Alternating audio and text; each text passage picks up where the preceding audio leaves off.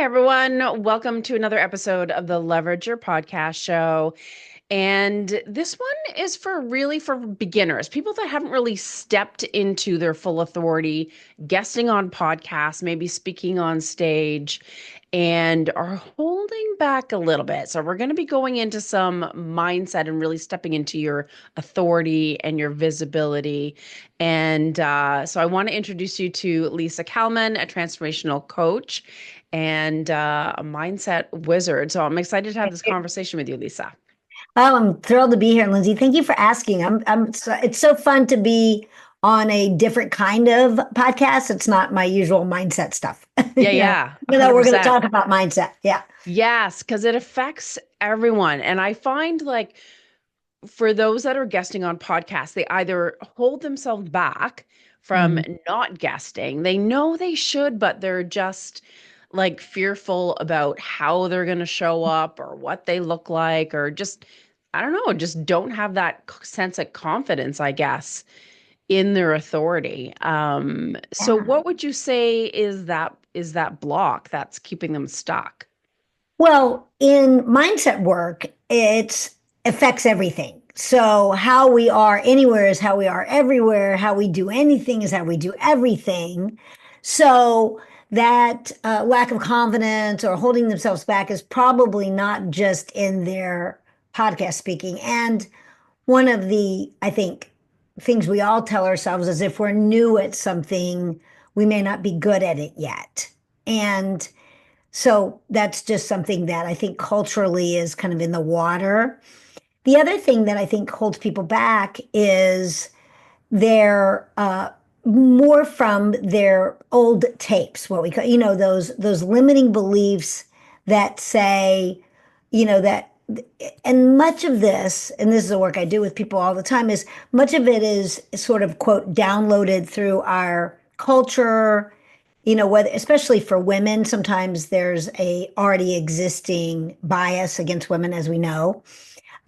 Second, our family of origin. If, for example, somebody had hypercritical parents, or they needed to, be a certain way, or achieve, or take care of, or whatever pressure we felt, or even maybe a single parent, all of that is influencing our way we're showing up in the world. And then our experiences. Somebody could have had, a negative experience at work, a really belligerent boss or manager, something like that. Any of that can affect our the way we see ourselves and the way we show up. And my other experience is that when somebody starts out in something new, there is the discomfort and tentativeness of, I don't know this yet. So all of that seems to get in the way. And when you said confidence, one thing I just wanted to say, I've done my work in Spanish speaking countries as well as Oh, English wow. speaking countries. Well, also Asia, but that's a whole different thing. Confidence in Spanish is the same word as trust, confianza. Yeah. So if we look at that, that's confidence is a trusting of oneself, Right. like really owning the trust you have in yourself. I think that that can help people as well. So, long answer to your Yes. question. No, absolutely. And it is funny because a lot of women I find compare ourselves to others more so than men do. Like I remember when I was at an event for a first time and I just felt like a little fish in a big pond and that Mhm. everyone just had this magnanimous presence and like who am I to like do this and that and it's like oh man, it's like I'm still trying to get myself out of that habit of comparing. It's so hard to do. So But hard I to. feel like that just like can hit you over the head and keep you back. Absolutely. So it comes from a lot of different places. If somebody had siblings, there's constant comparing, even if their parents were really good about making things fair or equal or attention and affection and all of them. We just do it. I watch it. I have twin boys that are 15.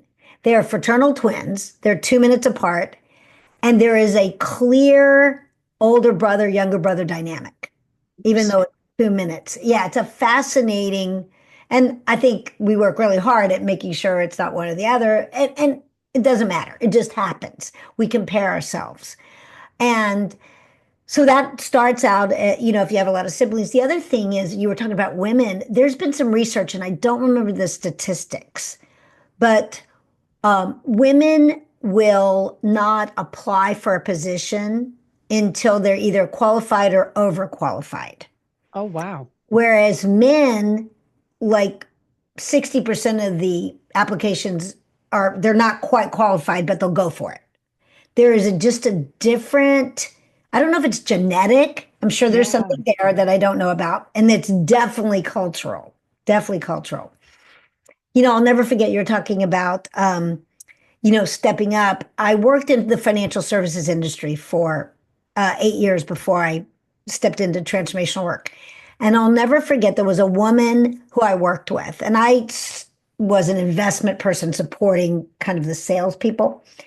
She was so confident and so sure of herself. And honestly, as a person in the back room with all the sort of information and support, I'm like, in my head, I'm like, she doesn't know what she's talking about.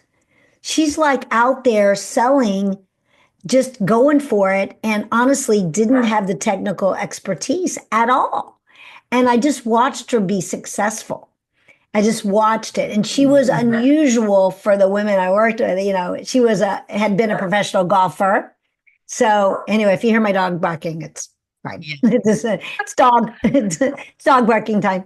And anyway, I just something that I noticed that men do naturally and certain women step into. But I think that's Yeah. That's yeah, such a strange phenomenon. Like, and so confidence can really take you far. Like, it's almost like you're stepping towards opportunity versus shrinking back.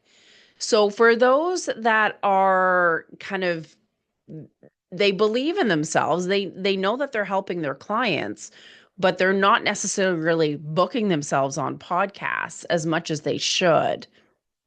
What is some advice that you have to help them get past that hurdle? sure.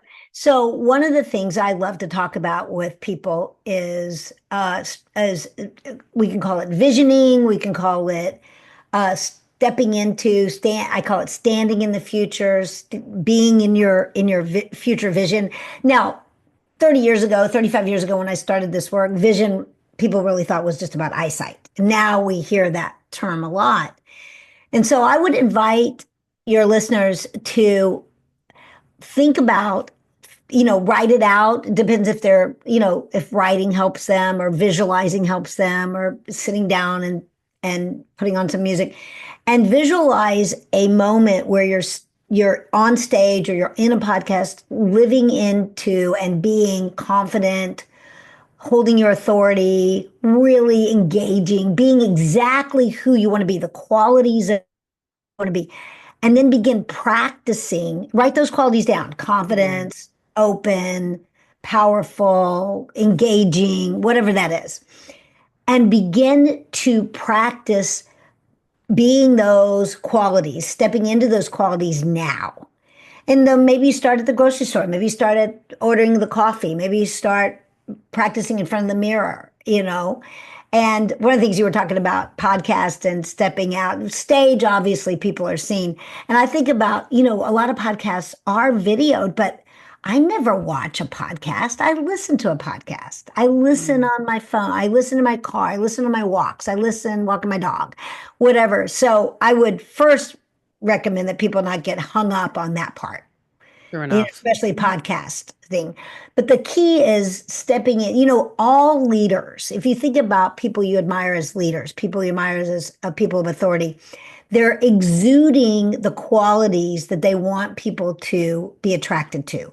They exude the qualities of what they want people to trust in them and to find authentic in them, whether they've got the evidence for it or not. We all start somewhere.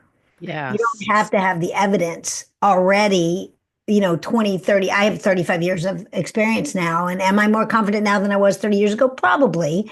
And at the same time, I had to just jump in. Somebody handed me basically a marker and an easel and said, "You're doing this workshop." And there it was, you know? So, Crazy. And yeah. really, that's a great point that you bring up, though, where sometimes it's like you don't know you're capable Mhm. until you actually just like do it, Yeah. regardless of being petrified. Yes. And once you do it, and even though you were scared to death and it may not be perfect, like you feel so much better. Yeah. You like, I don't know, you're like building those little confidence stepping stones, but I mean, it's scary as heck at first. It is. It is. That's why envisioning, or even for people who are more auditory, they can write it out and then speak it into their phone voice memo and then listen to it. You know, envision the final time, like you're off stage or you just finished this podcast, you feel really good about yourself. How are you engaging with the host? How are you opening up your topic, etc.? Just, you got to believe, once you believe it, you will see it. Instead of once you see it, you'll Yeah. believe it. Once you believe it, you will see it. It's really more how it goes. Yeah, go ahead. Yeah. No, I was just gonna say, you were saying to like listen. Mhm. Um, to yourself. So it's like when you are guesting on podcasts, I think it's super important to listen back. I know it's cringy, but like listen back to the episodes that you were on because you will catch yourself. Like I have trained myself very well to stop with the ums and ahs. I still slip up when I don't know, have that nervous energy or whatever, but you can train yourself out of those things. And the more that you improve and you again, like you said, listen to the work that you've done, it really does help. Absolutely, absolutely. And one other thing I want to bring up for people who are starting out, when they think, well, I'm new at this or whatever, my promise to you is you know more about whatever you are talking about than your audience. We used to say the expert is the person who arrives with a suitcase or a briefcase. And now that everything's virtual, I promise you, if you are booked on anything, you are more knowledgeable about whatever you're talking about than the people listening to you. I've done some of my courses. I have a money course we talked a little bit about. I had people review that and audit that many times, even though I do the same course. And what I realized is, even though people hear it, even if people have heard something about what you're about to say, they don't remember it. It's not landed in their cellular learning. It's like almost brand new again every time you say it. So never doubt that you are the expert about whatever you're talking about, because you are. You are, and the people listening to you are gonna feel that because it's your thing. Yeah, So, absolutely. You make a good point because someone hasn't heard that before. They don't know when you've made a mistake. You may know when you've slipped up on something, but they sure as heck are not going to. And no absolutely. one's going to pick you apart as long as you're authentic and like you said, if you know your stuff, then you're Yeah. golden. Yeah. Now, for those that are guesting on, and I've seen this many times, is that how do I explain this? The person guesting isn't fully like leaning in. They're not owning the virtual stage, if you will. It's almost like they're shrinking back and like asking permission from the host almost to speak versus owning their authority. I don't know how else to explain that, but have you seen that? I have. I actually have. And what was really fascinating to me, if I can backtrack just a little bit, Yeah. all of the workshops I have done through my whole career have been in person, almost all of them, up until COVID, as we know. And then one of my trainings that I do, it's very experiential, it's very interactive. And I was asked to make it virtual, and I'm like, I don't know if I can do that. I don't think I can do that. And literally, what I did is I went hour by hour by hour and figured out how could I have this, experience for people. Well, I gotta be authentic with you. When I did it the first time, I had no idea if it was going to work. Like I was like, my fingers are crossed if you're listening. Like, And it did. It totally did. And what I found is that my trainings always take a lot of energy from me. And virtually, I learned a couple of things. One is as a speaker, and like you're saying, leaning in, it's physical, but it's pouring energy into what is right in front of you as a computer screen, but it's literally pouring energy into the people in front of you. Even virtually, people can feel when your energy, as you were just saying, is all in or held back. And I tell even my students this, and I want to say this to everybody who's a podcaster. I put my hands on the sides of my head and I always say, there is nothing happening in here, meaning there's nothing happening, thinking, processing in my head. And then I put my hands out towards the screen and I go, everything's happening out there.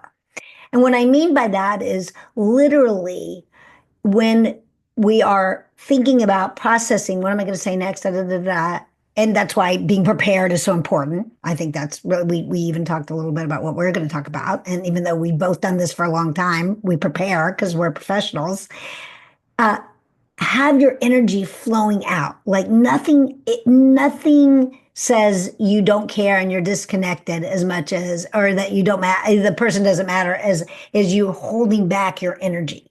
So outflowing your energy, pouring your energy into the person in front of you or the people in front of you, whether it's 20, whether it's one, whether it's 200. Tony Robbins started those enormously large virtual workshops and literally has 2,000 to 4,000 people on it. Now he has other speakers and stuff. Mm. And he gets that if his energy is big, people Yeah. will feel it. Now maybe they don't feel it 100%, maybe they feel it 95 or 90, and it still matters. It still matters. So that's my biggest thing is if you are in your fear and worry and what I call up in your head, Yeah. they're going to feel that. So you're better off to say, gosh, I noticed I just got in my head for a moment. Let me come back. Like you are better off just laying it out there and being real with people and saying what just happened than trying to pretend that didn't happen. Yeah, that is so true because then it shows like you're a real normal human being. Okay. How much does your like what you're wearing or your body language or your environment, how much does that impact?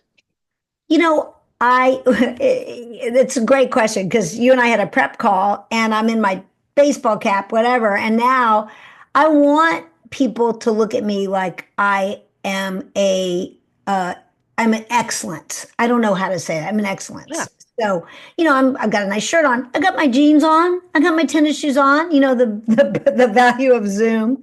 So I do believe that you want to look in your excellence. I don't know what that is. There are many people, for example, again, Tony Robbins, he can sit there and do a Zoom call in a baseball cap and have authority. I'm going to be honest with you. I don't think women get that grace. I don't think they get it as much, No, they don't. you know. So it doesn't mean you have to have you know, super duper makeup on or cleavage showing or something in that Or the that best Chanel outfit or yeah, exactly. And you've got to show up like these people are important. Yeah. Many years ago, I learned this because I remember I was working in financial services and I did a transformational workshop for myself as a participant. And they were talking about excellence and how you present yourself. And I had this wake up call like, oh, yeah, I get to show up the way I want people to relate to me. If I don't want people to think I'm casual about like a business meeting or something, then I don't show up casually. I'm an on time person. I am in excellence when I have a podcast, a meeting, something like that. So I do think it matters. That's a great answer. And I like how you frame it of like embodying Yeah. how you want to be perceived and also what you want to be known for, Yeah. personality traits or whatever. Absolutely. Um, Good. so for those that are again looking to host, looking to guest even to host a show. I Yeah. remember when I was told to host a show, I was petrified because my coach was like, "You need to host a show." I'm like, "Okay." And I just did it anyways. And it took a long time for me to really feel that sense of confidence and ownership over it. Cause yeah, I was all up in my head comparing Yeah. myself to other people Yeah. or like, what if I mess up? And what if I ask the wrong question? And who am I? And all of those things. So what is it that holds us back from Mhm. really owning our expertise and authority and confidently sharing it with the world? I find there's so many like diamonds in the rough out there that are Mhm. fabulous at what they do, but they just don't step out and share it. And I'm like, what a shame. Yeah. So I have, in my experience of working with people, I feel like most human beings have a version of I'm not enough. I'm not good enough. Like it's this belief from their childhood. And honestly, the work I do goes really deep. And it could be from mom and dad gave my brother a airplane and I got a coloring book. And that felt like I wasn't as good as or whatever, to awful things that we know happen, verbal, uh, physical, sexual abuse, things like that. So whatever version we have, I'm not good enough. Some people overcompensate for that, and we've met many of them, showy, confident, overconfident, Yeah. something like that. And some people, many people, especially the people you're talking about, these brilliant, gifted, talented people who have that stopping them. Now, I think we all have that version of I'm not good enough. And then I say that every one of us has our flavor. It's like ice cream. Ice cream is I'm not good enough, and we have our specific flavor. I'm not talented enough. I'm not smart enough. I'm not as smart as I'm a woman. I mean, whatever the version is. I'm invisible. blah, blah, blah. And so that's what stops us. And knowing that does not make it go away. So let me just say, this is stuff that started when we were usually under 8, 9 years old, mostly 4 or 5 years old. It started. It's not going away. It's cellular learning. What we can do is be present to it and step into, be willing to risk. It takes courage. It takes trust. It takes risking. Step into, I am confident. I am. So if I say I am not good enough, I can also say I am good enough, or I am confident, or I am powerful. And the words I am are very powerful words because I have a belief that whatever we put after I am, God, the universe, higher power, whatever way you have that, starts to bring it into being. Starts to bring it. If you this goes back. If we have two more minutes, when Moses is on, Mount Sinai, I guess it was. He gets the Ten Commandments. I think it's Mount Sinai. Uh, God comes to him. This is the story, and he asks God his slash her name, and God says, "I am that I am" in Hebrew, but I am that I am. So that's for me the origin of this powerful speaking. I am that I am is I am what I say I am. I am and declaration is one of the most powerful ways to begin uh, a new goal, begin a new vision, begin a new accomplishment, you know. So let me go back to what stops us is this I'm not good enough, some version of that. What is important, you step into whatever I am an authority on, you know, eyesight for children, whatever it is, Yeah. whatever it is. And then begin to demonstrate it. Like you said, start doing it. Start doing it. You know, like build the plane while it's in the air. Yes. Yeah, absolutely. I have an analogy I use that imagine you're at 14,000 feet on an airplane and the doors open, you have silk in one hand and needle and thread in the other, and you jump. You have silk and thread. You're going to sew on the way down. Like you're going to Really sew that fast. parachute really fast, really fast. So it's a little like that. Like take the step, go for it. You will still be the expert in whatever you know about. I promise. I love that. What a great way to end this. And I Yeah. love that analogy. I'm going to imagine myself sewing the Yeah. parachute I say and silk thread believing there'll found. be a soft landing. That's right. That's right. I Cool. love that. Well, I know you've got a really cool quiz, and who doesn't love a good quiz? Because I think they're always very, you think you know yourself, and then you do a quiz and you're like, oh, I didn't realize that. Yeah. So yeah, share with us that quiz and then also how people can find you. Oh, great. Thank you so much. The quiz is really about how you see money. We live with money, we deal with money, we all have to deal with money. And it's one of the things that we know we have energy on, but we don't know quite where it comes from. So this quiz, and it's geared towards women, and anybody can take it. It doesn't, it's really easy. And it gives you an opportunity to just go through the quiz, and then you'll get a chart that lets you know, are you a money attractor in your mindset? Are you a money manager? Are you in scarcity about money, etc.? So it's really valuable to just get a snapshot of where you are around your way of relating to money, because we have a relationship with money like we have a relationship with everything else. So love to get that. Oh, and you can find me at in social. Facebook is Lisa Kalmin. It's my name, as well as Instagram and LinkedIn. So those are my three socials. And how do people find the quiz? It is, I'm going to send you a link. Can we Okay, put it in the show perfect. notes? Yeah, Yeah, it's a link. 100%.